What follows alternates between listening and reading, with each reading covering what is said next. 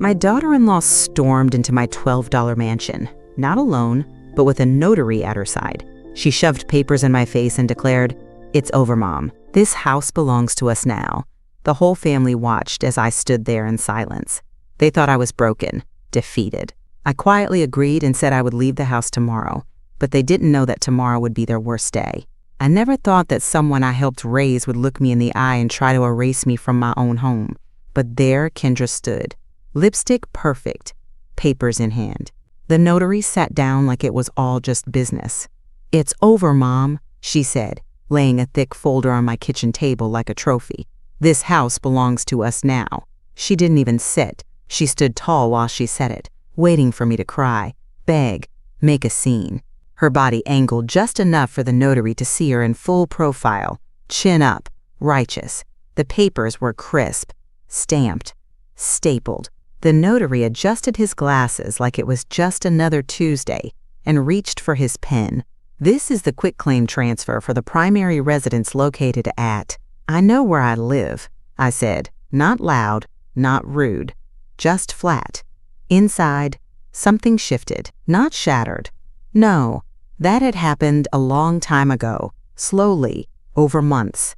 This was sharper, cleaner, like cold steel slicing through fog. I felt every tick of the old kitchen clock behind me. I noticed how Kendra had her nails redone in nude gel polish and that Andrew's collar was wrinkled. They thought I'd panic, blubber, that I'd grab for some tissue and fall apart like an old woman watching her life be signed away. But instead, I just sat there and nodded, once. My hand slipped quietly into the right side apron pocket. The envelope was still there, tucked behind a linty cough drop and a single house key on a ribbon. I felt the seal, intact. I didn't open it, not yet. That would come later. Right now, the performance was still on stage, and I was playing my part. The quiet one, the sweet old mother with the lemon cookies and soft heart. "Are you going to say anything?" Kendra snapped, a flicker of nervousness. Good. That meant she still had the capacity to fear. "No," I said, and I smiled, because what none of them realized, not even the notary with his little stamp, was that while they were walking in with ink and confidence, I already had a plan of my own. They expected a breakdown. Instead, I watched them perform. Kendra was reading the deed like it was a wedding toast. "Legally transferred, all interest and title relinquished without contest." The notary nodded along, flipping pages and prepping his stamp like a priest blessing a marriage. My son leaned against the counter behind them, arms folded, silent. He wouldn't even look at me. They were playing this like a show, like they were graciously informing me of something long decided, not stealing a roof out from under my feet. My eyes tracked the paper. The stamp looked real. County emblem in the corner. Notary seal in blue. Andrew must have paid someone to make it look official. He never could handle forms. That was always my job. Even in college, he'd call me to walk him through the FAFSA. But this wasn't confusion. This was intention. I moved slowly, like the air had thickened. My right hand stayed in my apron pocket, fingers tracing the edges of the envelope I'd kept there for weeks. Paper, slightly warm from my body heat, sealed, still clean. I'd handled it like a holy thing ever since I got it back from the records office.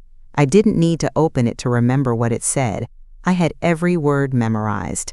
They were reading a script. I was holding the original plot. "See, Mom?"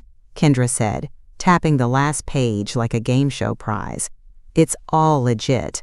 The notary's here to finalize. Once it's done, you'll be relieved. No more property taxes. No more maintenance." She smiled, tilting her head.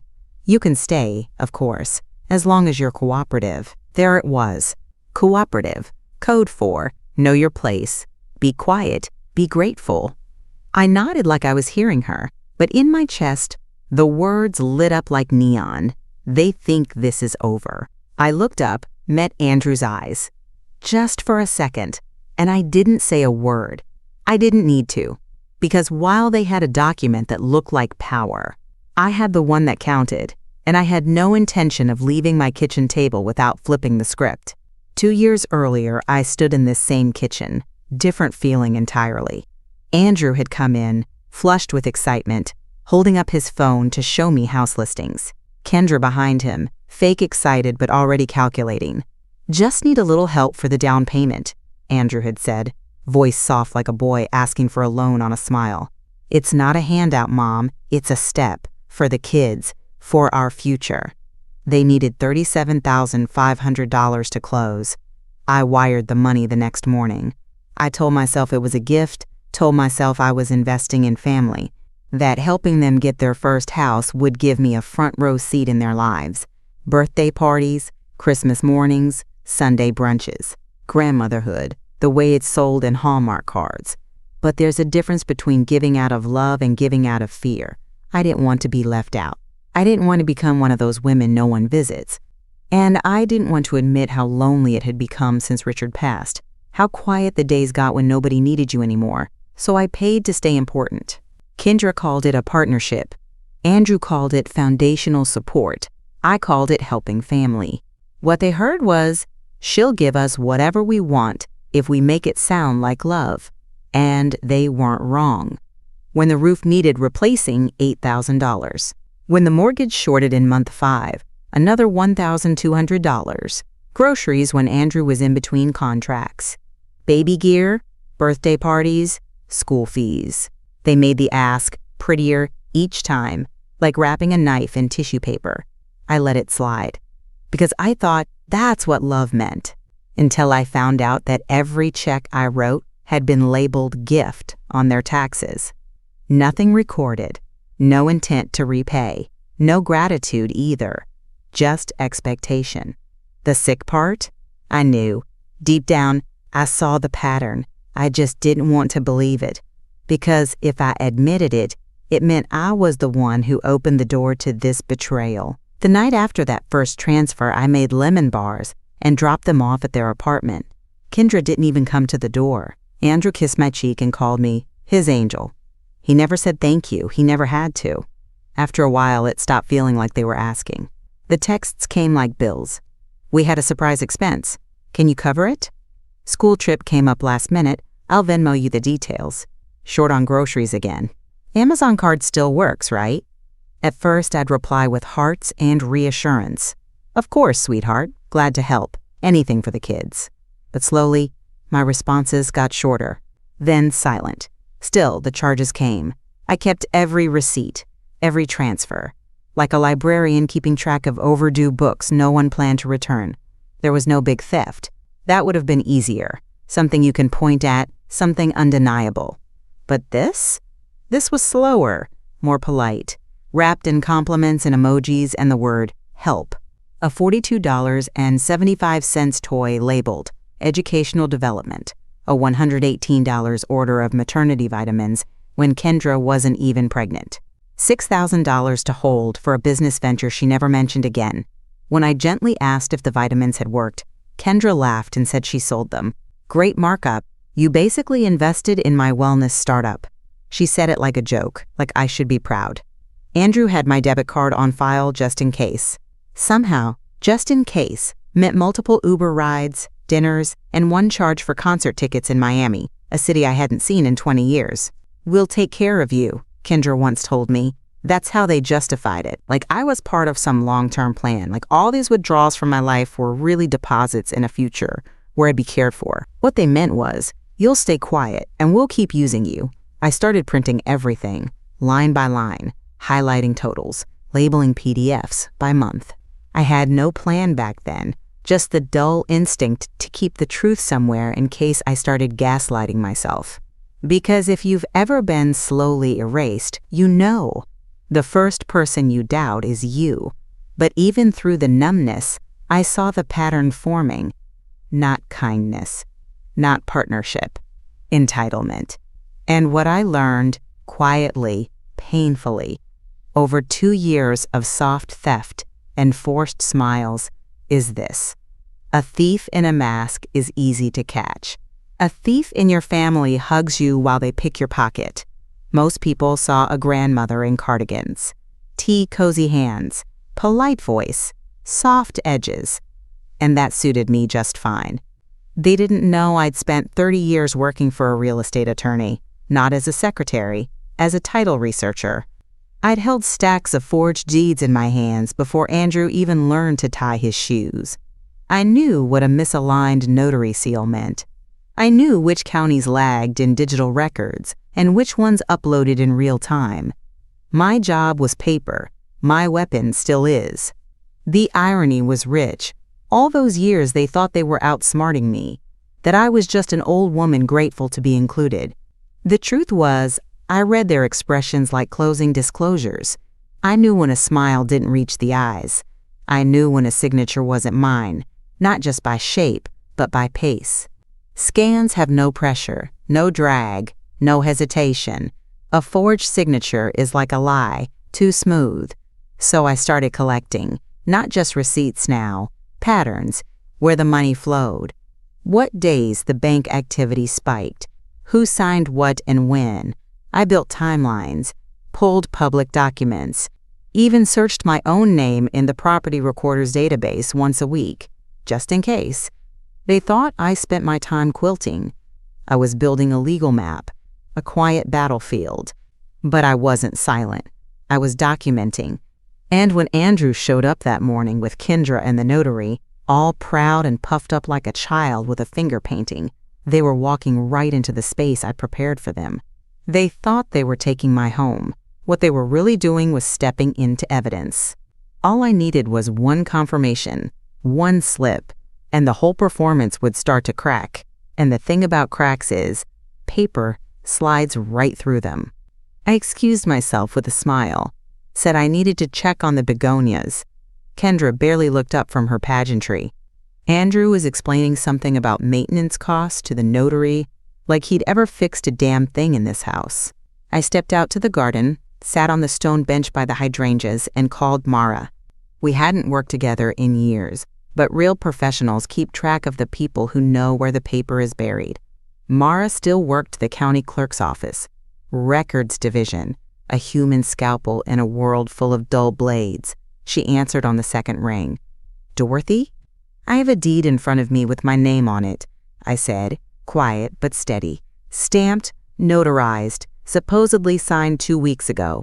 Can you check the register?" She didn't hesitate. I heard typing. 1 minute passed. Then 2. "That deed isn't on record," she said. My fingers tightened around the phone. "The notary stamp looks familiar," she added. "If it's who I think it is, we flagged a batch last month. Might be connected to 2 other suspected forgeries, but we haven't nailed it down yet." I exhaled slowly. "Could you email me the freeze form? You want to stop transfer? I want it frozen so hard they hear the crack in the next county." "Understood," she said. "Check your inbox in 10. I hung up and sat still for a full minute. That was it.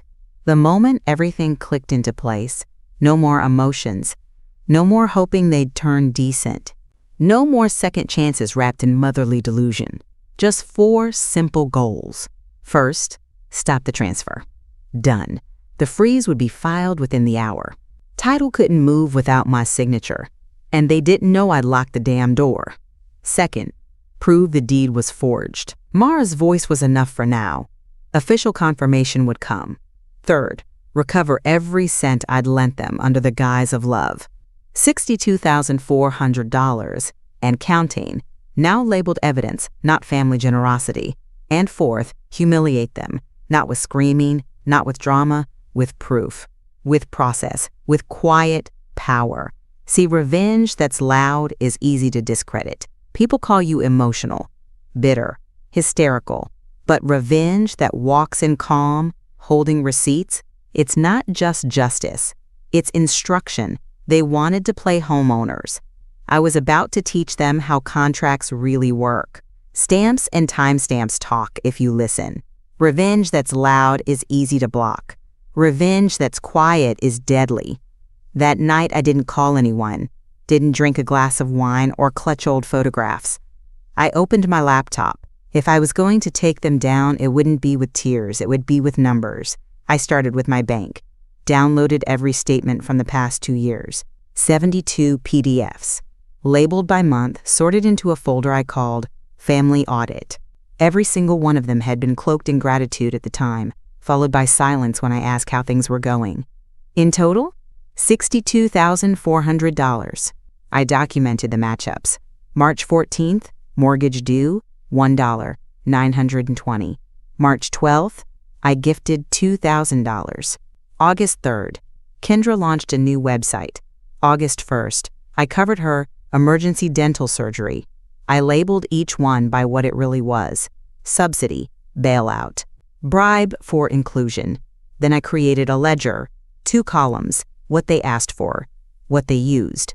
Wherever I could, I noted the lies: money for Lily's school that paid off a boutique credit card, payments meant for repairs that coincided with a Vegas trip I hadn't been told about. But Kendra had posted selfies from a rooftop bar. I saved that too. Screenshots, foldered, time-stamped. Because here's the truth. People forget money. They forget kindness. But numbers? Numbers don't forget. People do. And once you see the pattern, it's impossible to unsee. Like watermarks on a fake bill. Like bruises under makeup. They were robbing me in slow motion, calling it love, wrapping it in family. But what they never expected was that I'd treat every dime like evidence. Because I wasn't collecting charity receipts, I was building a case. By 1 a.m., I had the folder backed up on 2 drives and a cloud server, printed the ledger, filed it in a black accordion folder under the label, pending civil claim. 2 hours later, I found Andrew sitting alone in the hallway, back against the wall, hands over his face. It was after 3 a.m. The house was quiet, lights dimmed, the fake deed drama paused for now. Kendra had gone to bed early, probably tired from spending the day pretending to be the queen of something she hadn't earned. I stood at the end of the hall and watched him, just for a second. He was crying, not loud sobs, not the kind you make when you want someone to ask what's wrong. This was quieter, rawer, like something leaking out after being held too long. I stepped into the kitchen and poured myself tea, loud enough for him to hear the kettle whistle. He didn't move. I could have ignored it, should have, maybe, but I walked back to where he sat and slid down the opposite wall, careful with my knees. We didn't speak at first. "You remember when you were 8, I said, voice low, "and you stole $20 from my wallet?" He sniffed. "You spanked me." "No, I didn't.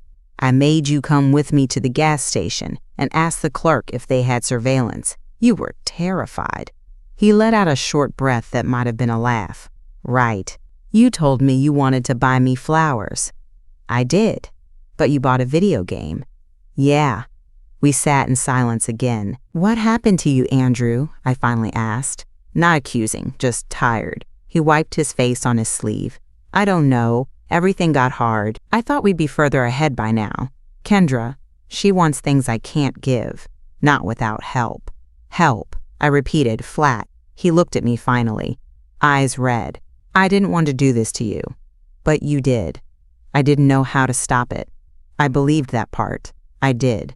Because Andrew wasn't evil. He wasn't a monster. He was a coward who got tired of failing and found someone to cushion the blow. Me. Kendra wanted status. He wanted peace. Together, they decided I could be both their solution and their silence. That didn't make him innocent. It made him dangerous. Because people who are scared will justify anything. I stood up first.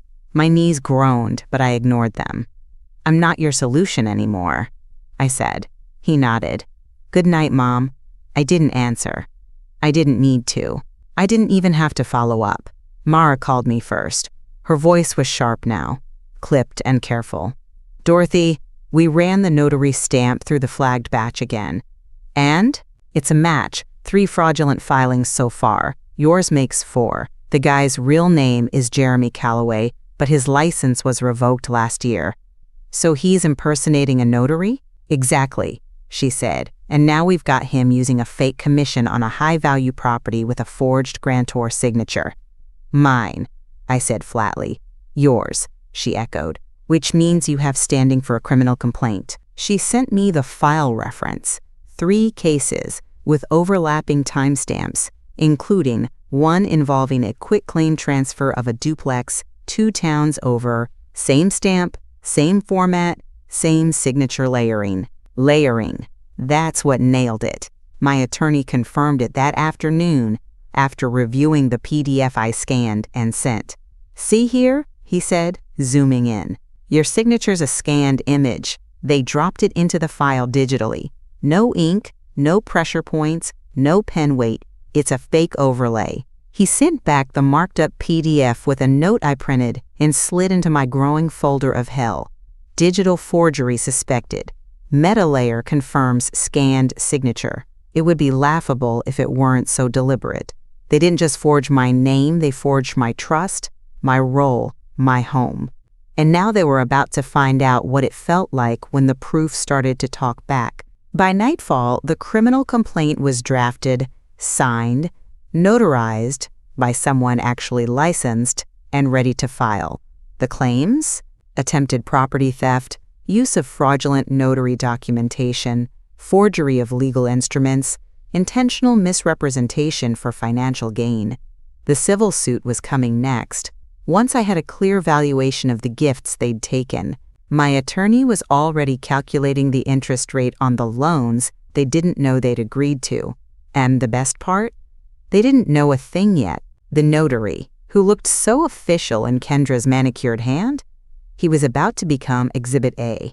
And when one stamp cracks, the whole damn facade starts to collapse. I sat alone that night, knees tucked up on the couch like I hadn't done since Richard died, folder open on the coffee table, tea cold.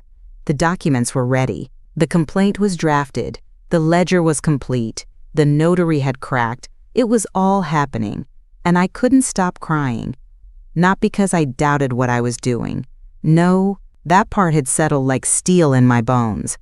I cried because I knew what came next. There's no clean way to do this. No graceful way to expose the rot in your own family without splintering what's left. Andrew would face charges.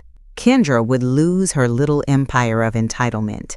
The kids, they'd learn eventually what their parents tried to do. And I'd be the one who turned on family. It doesn't matter that it was justice, that they were the ones who betrayed first. In people's minds, the neighbors, the church ladies, even maybe my bridge club, I'd always be the mother who sued her son. I opened the photo box from the linen closet.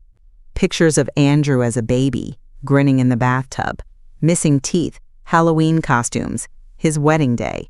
I lingered on one, him at 5, curled in my lap, face smudged with chocolate, arms around my neck. He used to cling to me like I was his whole world. Now he was the reason I had to burn that world down. And yet, the ache I felt wasn't grief. Not exactly. It was release. Because I realized something. Sitting there with those photos in one hand and a criminal complaint in the other, I couldn't save all of them. But maybe, just maybe, I could save myself. I slept badly that night. Woke up twice, heart pounding, stomach clenched like I'd swallowed a stone. Then, around 4 a.m., I sat up, turned on the light, and reread every page of the file. Slowly, silently, purposefully. And when I finished, I felt steady. Not happy, not proud, but ready. Because the thing about being a mother is, you'll bleed for your children. You'll forgive more than you should. You'll excuse what no one else would even tolerate. Until one day, the bleeding stops, and all that's left is the truth. I called it a family signing. That's what Kendra wanted it to be, a show. She said we should finalize things with witnesses, like it was a christening or a ribbon cutting. Perfect. I told her I'd book the community center down the street. Neutral ground, big table, plenty of parking. Kendra was thrilled. Let's make it official, she said, as if the title to my life was just a transaction to celebrate. I sent out the invites. Kendra's parents, Andrew's college friend, the one who worked at the bank, a few church folks, some neighbors, even the woman who cuts my hair. And then, quietly, I called Mara. Bring 2 clerks from your office, I said. Plain clothes. Observers only. No commentary unless asked. She knew exactly what I was doing. This is the stage, she asked. I smiled. This is the trap. We set the date for Thursday evening. I wore a soft blue sweater and iron slacks. No war paint, no legal pads. Just calm. Grandma calm. Kendra arrived in heels too high for real confidence. Andrew wore cologne I hadn't smelled since his wedding. The notary, the same fake one, showed up looking smug and overfed, his little briefcase dangling from one hand like a weapon. "Thanks for coming, everyone," Kendra beamed. "We just wanted to mark the occasion with the people who matter most." She had no idea how right she was. We sat around the long oak table. Folding chairs creaked. Coffee steamed. There was even a tray of cookies. Store-bought, of course. The fake deed was placed in the center like a prize. "Once Mom signs this," Kendra said brightly, "everything will be official. No confusion. No drama." I looked around the room, let my eyes land on each face, one at a time. Then I reached into my handbag and pulled out my envelope. Thicker. Sealed. Labeled. I laid it on the table, opened it slowly, pulled out the freeze notice, the flagged notary file, the full financial ledger, and one more thing, an email printed in clean black ink. Subject line, "Deed flagged. Suspected fraud." The room went still. The notary blinked twice. Andrew shifted in his chair. Kendra's smile dried on her face like paint in the sun. I said nothing.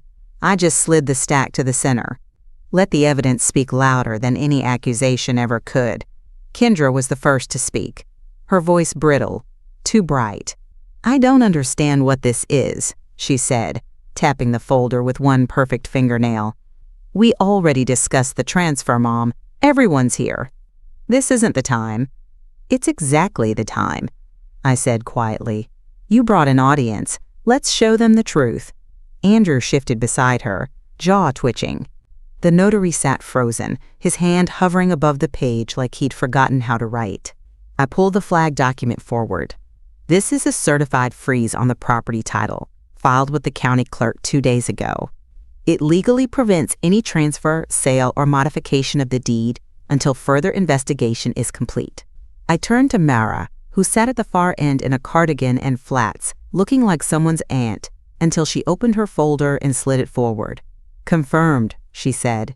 "The freeze is active. We have administrative record of the forged filing and the notary's revoked license." You could have heard a pin drop. Kendra's eyes flared. "That's ridiculous. This is our house. We've been planning this for months. The notary is licensed." "No, he's not," Mara interrupted, cool and calm.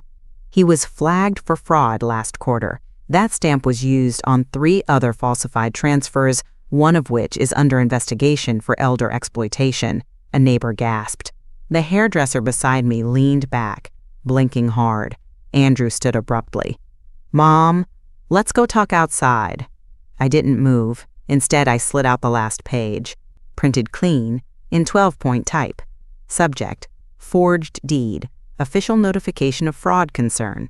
If this document is recorded, legal action will follow. The notary pushed his chair back. "I need to make a call," he muttered.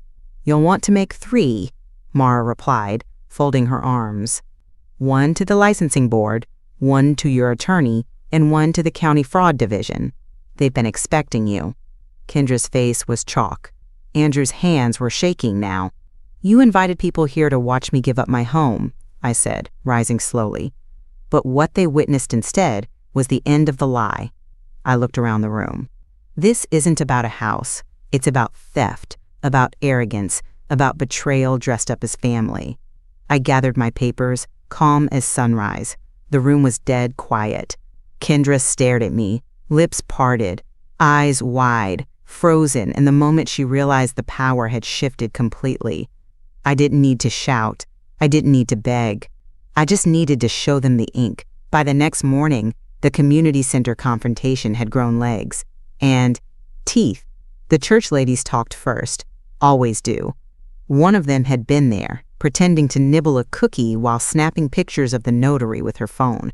By lunch, the photos were on Facebook.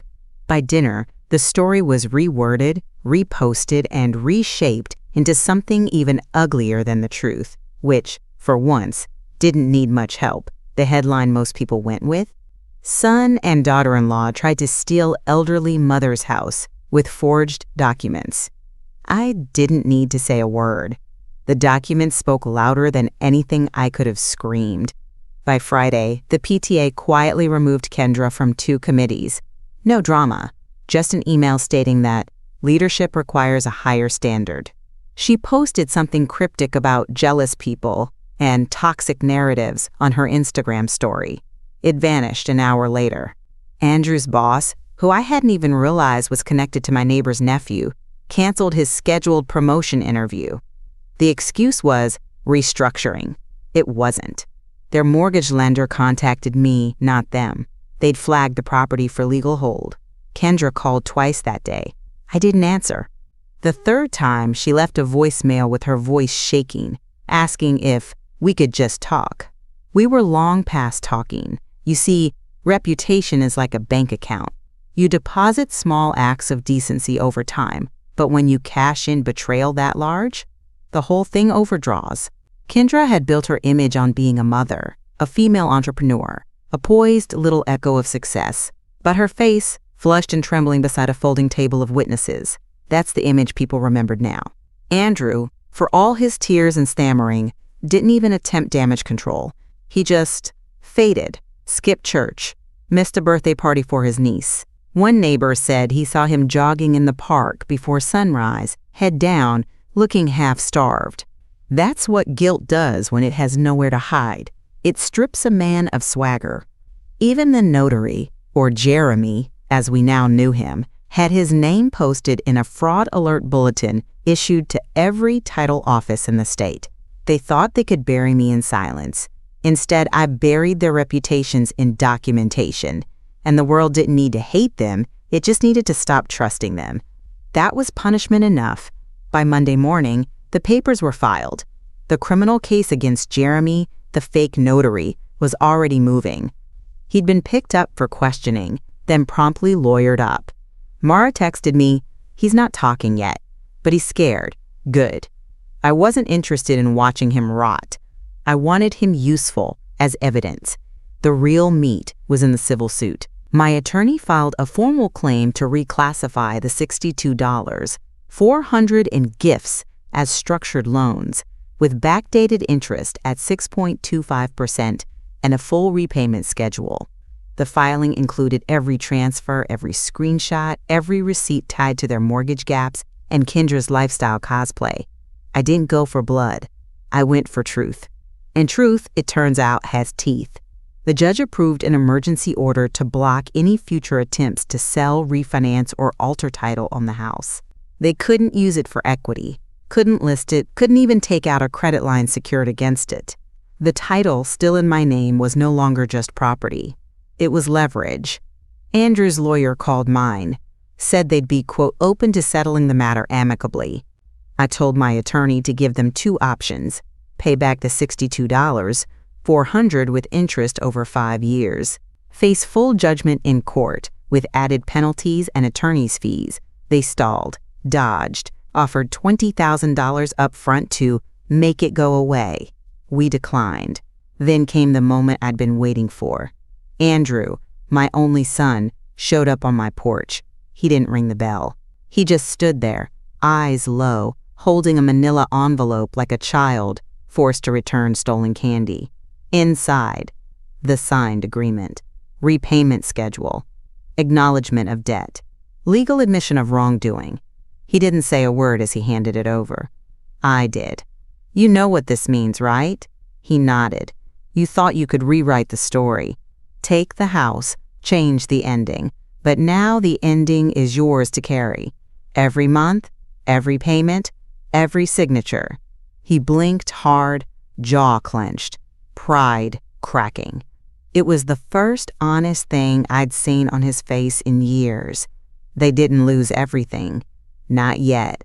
But they lost the myth they'd built, the illusion of control, the power to make me small.